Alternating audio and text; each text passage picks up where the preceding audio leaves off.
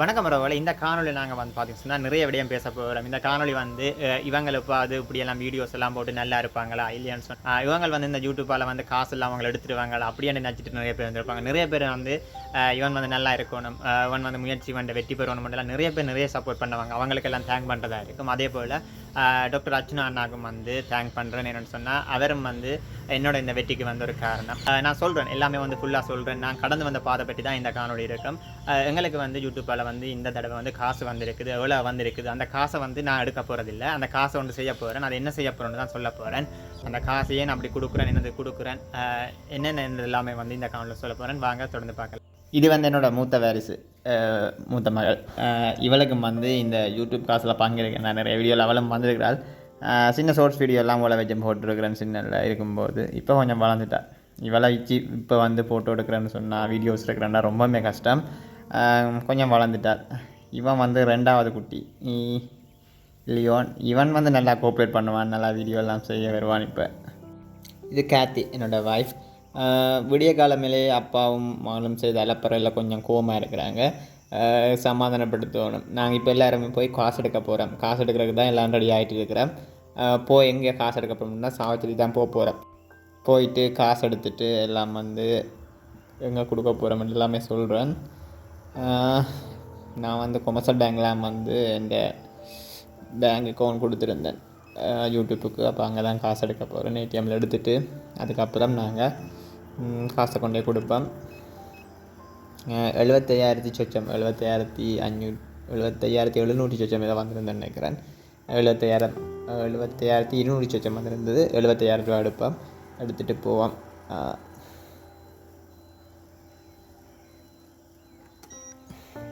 இங்கே வந்து டியாகுட்டி உள்ளுக்கு வந்துட்டா. 2 பேரும் வெளியே நினைக்கிறாங்க காசு காவலுக்கு.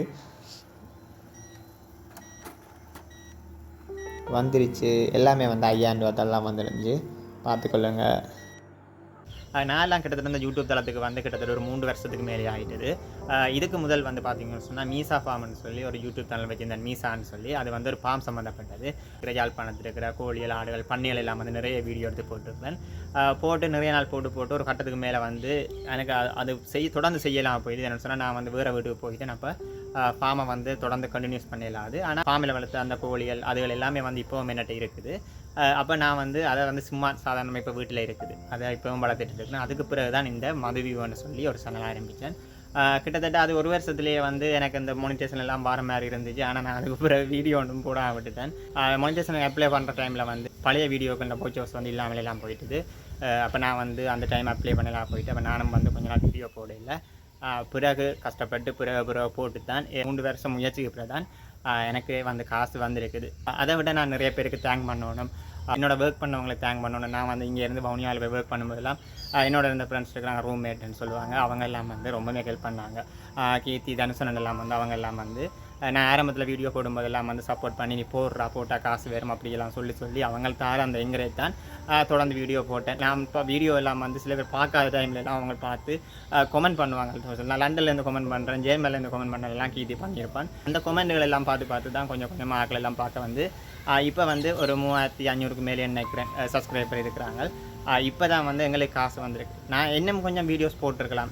ஒர்க் பண்ணுறவங்க நிறைய தேங்க் பண்ணணும். அவங்க எல்லாம் வந்து வீடியோஸ் பார்த்தாங்க. சில பேர் வந்து வேலைக்கு வரும்போது பார்த்துட்டு வருவாங்க, வேலைக்கு வரும்போது ஒன் பண்ணி வச்சுட்டு வருவாங்க. அப்படியெல்லாம் செய்து தான் வந்து நான் வந்து இந்த இடத்துக்கு வந்தேன்.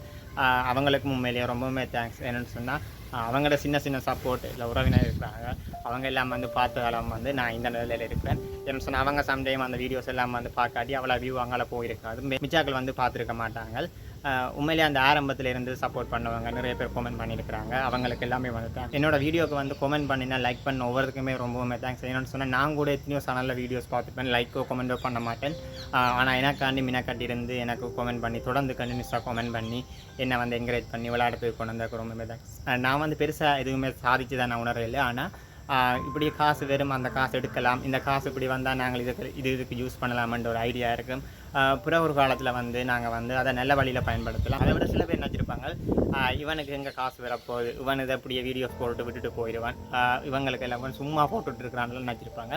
அவங்களுக்கும் இந்த வீடியோ வந்து ஒரு புரிந்துணர்வு உருவாக்கம். என்னென்னு சொன்னால் அவன் முயற்சி பண்ணியிருக்கிறான், கொஞ்சம் வெற்றி பெற்றிருக்கிறான்னு சொல்லி அவங்களுக்காண்டி தான் இந்த வீடியோ. சில பேர் வந்து கமெண்ட் பண்ணுவாங்க தம்பி நீ இப்படி வீடியோஸ் போட்டு உழைக்கிறதுக்கு இப்படி வீடியோஸ் போடுறதுக்கு வந்து இப்படி அநியாயமாக உழைக்கிறதுக்கு வந்து நீ வந்து ஒரு வேலைக்கு போகலாமான்ட்டு. உண்மையாக சொல்ல போனால் நான் வந்து கிட்டத்தட்ட ஒரு 9 வருஷமாக ஒரு ஒர்க்லாம் இருக்கிறேன். கிட்டத்தட்ட 6 மணிக்கு நான் வந்து 6 மணிக்கு பிறகு வீட்டு வேலைகள் பார்த்து அதுக்கு பிறகு வீடியோ எடிட் பண்ணி வீடியோ வந்து அப்லோட் பண்ணுறேன்னு சொன்னால் சும்மா எல்லாம் அப்லோட் பண்ணால் அதை ஏறணும், அதுக்கு டேட்டா ஸ்பீடாக இருக்கணும், அவ்வளோ பிரச்சனையெல்லாம் சந்திச்சு எல்லாம் வீடியோவில் அப்லோட் பண்ண பிறகு தம்ப்நெயில் எல்லாம் போட்டு நாங்கள் எல்லாம் அப்லோட் பண்ணனா கிட்டத்தட்ட ஒரு 4-5 மணித்தியாலம் தேவை. அவ்வளோ நேரம் கஷ்டப்பட்டு இரவு ஒரு சிலவில் 3 மணி 4 மணிக்கெல்லாம் நான் நித்திர கொண்டுருக்கிறேன். அதெல்லாம் கஷ்டப்பட்டு எல்லாம் வீடியோ போட்டுருக்கிறேன். எனக்கு வந்து ஒரே ஒரு கவலை தான் என்னென்னு சொன்னால், அர்ஜுனா நான் சொல்லும்போது அடிக்கடி சொல்லுவார் இவங்களுக்கு அது பிஸ்னஸ் அப்படின்னு சொல்லி. அது பிஸ்னஸ் தான், அது ஓகே. ஆனால் அதுக்கு பின்னால் எவ்வளோ முயற்சி இருக்குது. ஒரு வீடியோ எடுக்கிறதுக்கு போகணும், கண்டென்ட் எடுக்கணும். நானெல்லாம் வந்து கதைச்சி போடுறதுனாலும் ஒரு அறிவை வந்து தேடி பெற்ற பிறகு தான் வந்து வீடியோ போடலாம். ஒரு முயற்சி இருக்குது அதுக்குள்ள. நாங்கள் இப்போ சும்மா இருந்து ஒரு சும்மா சிம்பிளாக இருந்து ஒரு வீடியோ போட்டு உழைச்சிட்டு போகல. அது இந்தியாவை பொறுத்தவரை எல்லாம் பார்த்தீங்கன்னு சொன்னால் பெரிய பெரிய யூடியூப் சேனல் எல்லாம் வந்து வீடியோ எடுக்கிற கொண்டிடம், அவங்க எடிட் பண்ணுற கொண்டிடம் அப்படி எல்லாமே இருக்கிறாங்க. அவங்க பெரிய அது ஒரு பிஸ்னஸ் தான், அது பிஸ்னஸ் தான்.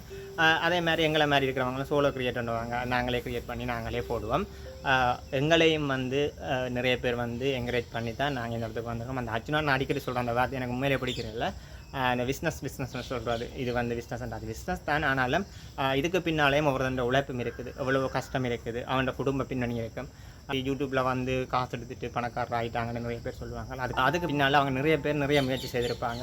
ஒவ்வொரு வீடியோ எடுக்கிற சரி, எடிட் பண்ணுற சரி, அதுக்கான ஃபோன் கேமரா மேக் அது எல்லாமே வந்து பார்த்திங்கன்னு சொன்னால் ரொம்பவே கஷ்டம். அதெல்லாம் வேண்டி சில பேர்கிட்ட வந்து பார்த்திங்க சொன்னால் நல்ல ஃபோன் இருக்காது, நல்ல கேமரா இருக்காது, மேக் இருக்காது. என்னோட கூட வந்து பார்த்து சொன்னால் ஃபோன் இல்லை. நான் வந்து எல்லாம் ஒரு ஃபோன் இல்லையான்னு சொல்கிறதுக்கு வீடியோ எடுக்கக்கூடிய மாதிரி நல்ல ஃபோன் இல்லை. இப்போ நான் வச்சிருக்கிற ஃபோன் வந்து பார்த்திங்கன்னு சொன்னால் 2019 நினைக்கிறேன், 2019 எடுத்த ஃபோனில் வந்து இப்போ வந்து வீடியோ எடுத்துகிட்டு இருக்கிறேன். அதுக்கு பிறகு வேண்ட ஃபோனில் வந்து ஃப்ரண்ட் கேமரா வந்து அவ்வளோ நல்லா இருக்குது. அது எனக்கும் வந்து பார்த்திங்கன்னா ஐஃபோன் எல்லாம் வேண்டணும், அதில் வீடியோ எடுத்து போட்டால் கிளியராக வரும் அண்ட் எல்லாம் ஆசை இருக்குது, நல்லா மேக் பண்ணணும் வந்து. ஆனால் நான் இதுவரை வந்து யூடியூப்புக்கு சொல்லி எந்த காசுமே வந்து பெருசாக செலவழிச்சில. ஆக மிஞ்சி போனால் ஒரு 6000 ரூபா காசு செலவழிச்சிட்டு நினைக்கிறேன் இந்த மேக் பண்ணுறது, ஸ்டாண்ட் பண்ணுறது அதுகளுக்கு தான். மற்றும்படி ஃபோனில் தான் வீடியோ எடுத்து வீடியோவை ஃபோனில் தான் எடிட் பண்ணி போடுவேன்.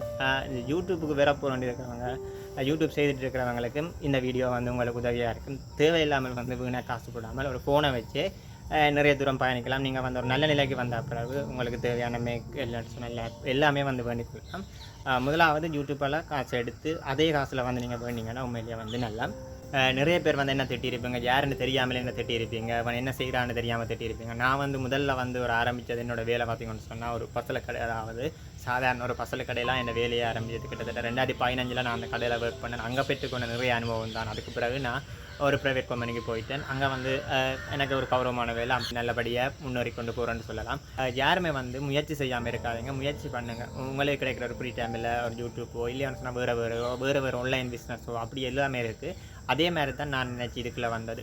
எனக்கு நிறைய தோல்விகள் இருக்குது, நிறைய பின்னடைவுகள் இருக்குது. ஆனால் நான் ஏதோ வந்து கொஞ்சம் லைஃப்பில் முன்னுக்கு போயிட்டு இருக்கிறேன்னு நினைக்கிறேன். நிறைய பேர் நினைப்பீங்க இவன் என்ன பெருசாக சாதிச்சுட்டு அவனுக்கு இப்படின்னு சொல்லி இப்படி சொல்கிறான்னு சொல்லி. நான் எதுவுமே சாதிக்கலை. இப்போ கூட சொல்லுவேன், நான் வந்து இந்த வேலையும் பார்த்துக்கொண்டு இந்த ஃபேமிலியை பார்த்துக்கொண்டு அதுக்கப்புறம் இந்த யூடியூப்பையும் பார்த்துக்கொண்டு கிட்டத்தட்ட இதிலேயே நான் உங்களுக்கு இவ்வளவு காசு உழைச்சிருக்கிறேன்னு சொன்னால், நான் ஒரு காலத்தில் நான் வந்து சில வேலையை விட்டுட்டோ இல்லையோன்னு சொன்னால் வேறு ஒரு வேலைக்கு தேடிக்கொண்டோ ஒரு யூடியூப்பில் வந்து ஒரு கொஞ்சம் தொடர்ந்து வீடியோ போடுறவனா மாறணும்னு சொன்னால் அவ்வளோ உழைக்கலாம். அந்த காசு வந்து நான் எடுக்க போகிறதில்லை முழுவதும். அதை வந்து நான் நிறைய செய்ய வேண்டியிருக்குது, இந்த சமூகத்துக்கு செய்ய வேண்டியிருக்கு, அதையெல்லாம் நான் செய்வேன். இப்போ எடுத்த காசு நீங்கள் என்னடா செய்ய போகிறேன்னு நிறைய பேர் கேட்பீங்க. எனக்கு இந்த யூடியூப்பில் இப்படி ஒரு முதல் ஒரு இன்கம் வந்ததுன்னு சொன்னால் அந்த காசு ஃபுல்லாகவே வந்து நான் பார்த்தீங்கன்னா கிறிஸ்டியன். அப்போ நான் வந்து சேர்ச்சுக்கு தான் அந்த காசை ஃபுல்லாக கொடுக்குறதா இருந்தேன்.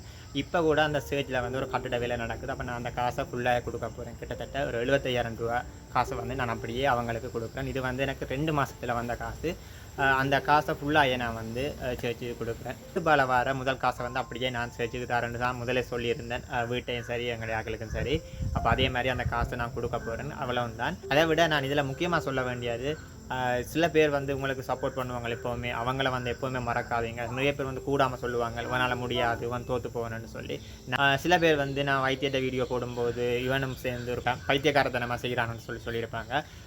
யூடியூப்பில் ஒரு இது இருக்குது என்னென்னு சொன்னால் வீடியோஸ் ஒன்று போட்டோம்னு சொன்னால் ஒரு வீடியோ ஓடிக்கன்னு சொன்னால் அதே ஃபாலோ பண்ணி போகிறது தான் வந்து அதே சார்ந்தவங்கெல்லாம் வந்து தொடர்ந்து பார்த்துட்டு இருப்பாங்க. அப்போ அவங்கள சம்மந்தப்பட்ட வீடியோ தான் போடணும். வைத்தியருக்கு நான் வந்து சில இடங்களில் சப்போர்ட் கொடுக்க வேண்டியிருந்தது கொடுத்துருந்தேன். அதே மாதிரி சில வேளை தமிழ் தேசிய கொள்கைக்கு எதிராக போகும்போது இல்லையான்னு சொன்னால் சிலருக்கு எதிராக போகும்போது நான் அதையும் சுட்டி காட்டியிருந்தேன். அப்போ கூட புரிஞ்சிருக்கணும் நான் எப்போவுமே வந்து ஒரு நேர்மையானவனாக தான் வந்து அந்த இடத்துல இருந்திருக்கிறேன். பொய் சொல்லலை எங்கேயுமே. நான் எந்த இடத்துலையுமே வந்து பொய் சொல்லலை. இவர் இப்படி பிரச்சனை இப்படின்னு சொல்லி நிறைய இடத்துல நான் விமர்சிச்சிருக்கிறேன். அது அவருக்கும் தெரியும்.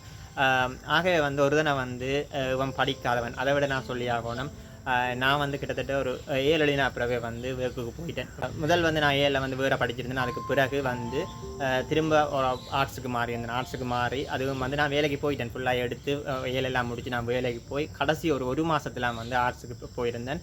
ஆர்ட்ஸ்லேயும் போய் வந்து எனக்கு அங்கே நல்ல ரிசல்ட்ஸ் வந்தது. அதுக்கு பிறகு தான் வந்து நான் கேம்பஸில் வெளிவேரியாக படித்து இப்போ பார்த்திங்கன்னு சொன்னால் நான் ஒரு கடைசி இயர் முடிஞ்சுது எங்களுக்கு. அதாவது நான் வந்து பிஏ படித்து இப்போ லாஸ்ட் இயர் முடிஞ்சு லாஸ்ட் இயர் எக்ஸாமும் எல்லாம் முடிஞ்சுது. அப்போ நான் வந்து இன்னும் கொஞ்சம் நாளில் வந்து ரிசல்ட்ஸ் வந்த பிறகு இல்லைன்னு சொன்னால் அதுக்கு பிறகு வந்து நானும் வந்து ஒரு பட்டதாரி தான். ஃபஸ்ட் டைமே நான் அந்த கேம்பஸுக்கு எல்லாம் போயிருந்தேன்னு சொன்னால் எங்களுக்கு எவ்வளவோ காசு வந்து வந்திருக்காது. நான் வேலைக்கு போயிருக்க மாட்டேன். ஒருத்தன் கேம்பஸ் படித்து வேலைக்கு போய் உழைச்சதை விட நான் நிறைய உழைச்சதுன்னு நினைக்கிறேன். என்னை பற்றி தெரிஞ்சவங்களுக்கு தெரிஞ்சிருக்கும். அப்போ நான் வந்து எங்கேயுமே வந்து தோற்று போகலை. நான் தோற்கிற சந்தர்ப்பங்கள் நிறைய வந்த போதும் நான் வந்து அதை கொஞ்சம் வெற்றி வாய்ப்பாக பயன்படுத்தினேன். இது கூட ஒரு சின்ன ஒரு வெற்றி தான். இதுக்கு பிறகு நான் வந்து ஒரு வேளை தொடர்ந்து வீடியோஸ் போட்டாலோ இல்லைன்னு சொன்னால் தொடர்ந்து இதில் வந்து நல்லா இருந்தேன்னு சொன்னால் ஒரு 2 மாதத்தில் பார்த்திங்கன்னு சொன்னால் 75,000 உழைக்கக்கூடிய மாதிரி இருந்தேன்னு சொன்னால் இன்னும் வந்து வீடியோஸ் போட இன்னுமே வந்து நான் வந்து இதில் போகும்போது நிறைய உழைக்கலாம். யாருமே வந்து சும்மா இருக்காதீங்க. ட்ரை பண்ணுங்கள், முயற்சி பண்ணுங்கள். நான் எல்லாம் கிட்டத்தட்ட 3 வருஷத்துக்கிட்ட இதில் முயற்சி செய்தேன். அதே மாதிரி உங்களுக்கு லைஃப்பில் நிறைய எய்ம் இருக்கும், நிறைய பிளான் இருக்கும். என்னோடய பிளான் கூட எய்ம் கூட இது இல்லை. ஆனால் நான் இதில் இப்போ போயிட்டு இருக்கிறேன்.